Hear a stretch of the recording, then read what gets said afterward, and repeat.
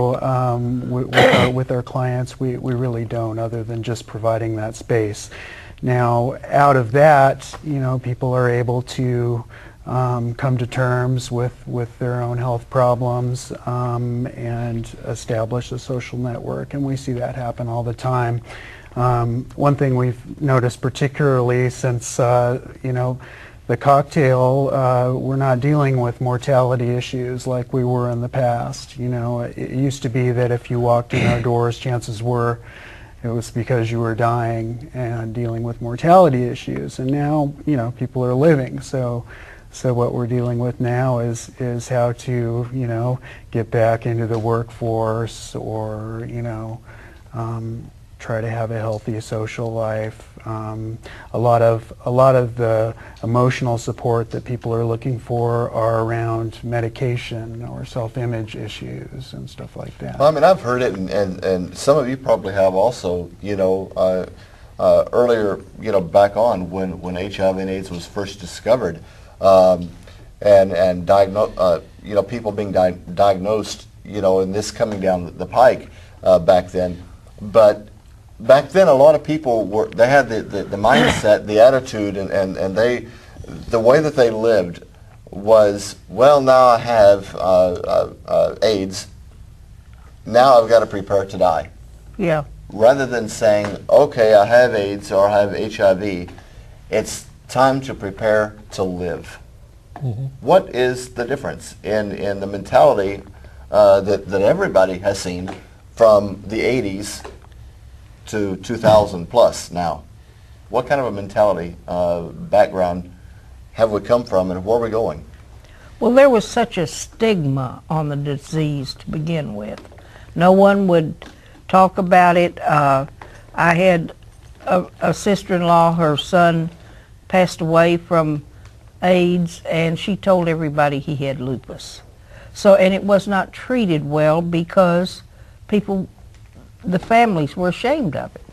Mm-hmm. And that whole attitude has changed, thank God. Well, it hasn't changed as much as I'd like. No, it has not.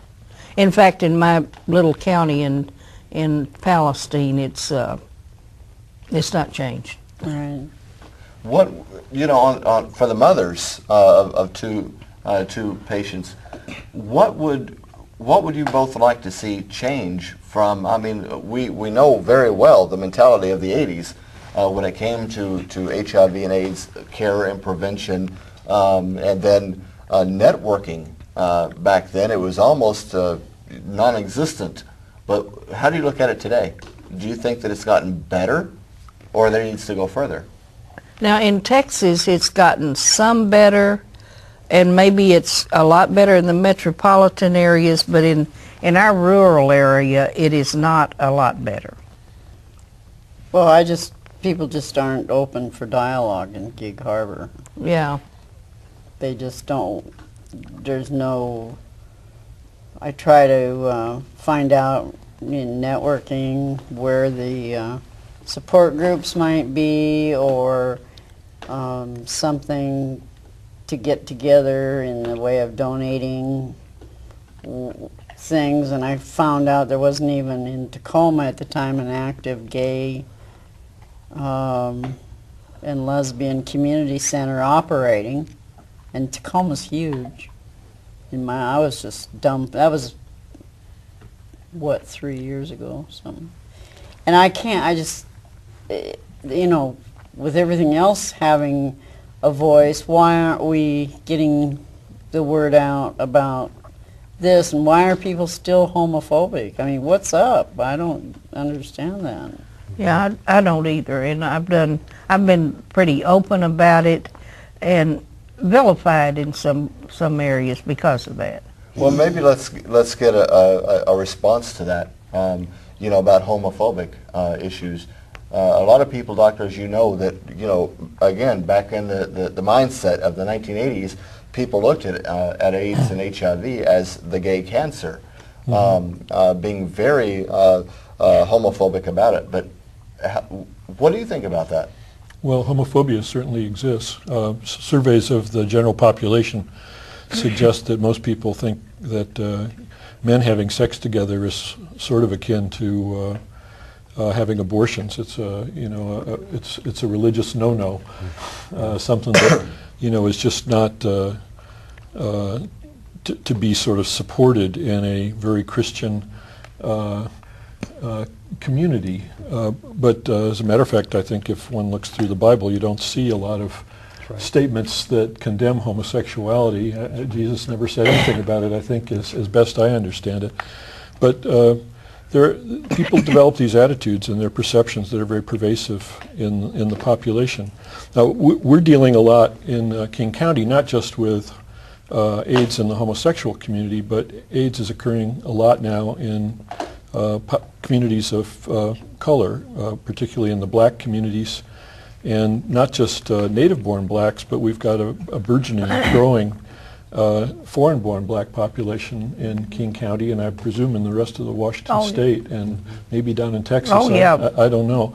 And some of those people, I think, have come to the United States because there's a hope here that they can get treatment, and so they're coming in potentially with infection. But some of them are coming in free of infection, but then traveling back and forth, potentially interacting sexually with people in their home country, becoming infected, bringing the infection back, and we're seeing increasing numbers of cases in that population. And I can tell you that the stigma in the foreign-born black population is every bit as strong as the stigma in the gay population. So it's not just an issue of homosexuality, it's an issue of AIDS being, I think, a frightening disease, a disease that's spread by sex, which many people in our country still don't want to talk about. They don't, I've always said the population in the United States is sort of schizophrenic about sex and drugs. On the one hand, everybody has sex, and a lot of people use drugs of various kinds. But on the other hand, they don't talk about sex, and they don't talk about their drug use. And so there's this conundrum where we really can't talk very fairly about these kinds of things. And so the epidemic goes on. Well, at SASG, well, I keep calling it SASG for some reason. We were SASG for so many years. For many Yeah, years, oh, I right? know. It's sort of a new ball game trying to get used to the dungeon. I've got to remember this. But even with the folks who utilize the facilities there, what do you find that maybe some of the people are afraid of homophobia? They're afraid of bigotry. They're tired of going to church and being shunned and abused? Certainly, and that's basically how our organization emerged. It began in people's apartments and homes on Capitol Hill as a safe place to get together in a time, where the stigma was so great that there weren't any other avenues available to come together with other people and to openly discuss what was happening to them. And I've often thought about this thing going on with the immigrant population here. It seems that in a lot of ways they're very much where the gay community was at the onset of the whole AIDS epidemic, in terms of resources available to them and the stigma within their community. And I might just add, going back to the black community for a minute, and not the foreign-born, but the native-born black population is mostly getting infected because of homosexual activity.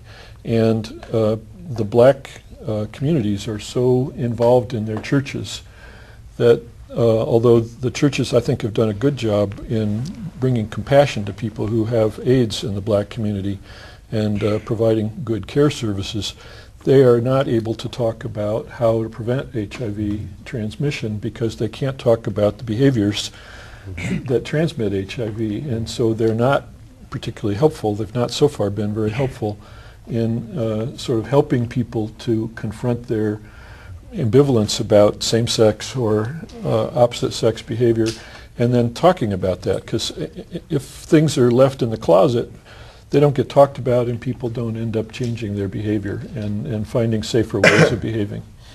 I'll say this. I talk about it rarely anymore, but several years ago, I was a pastor at a church in Auburn, and Steve, our director, he made me just so furious. But he really challenged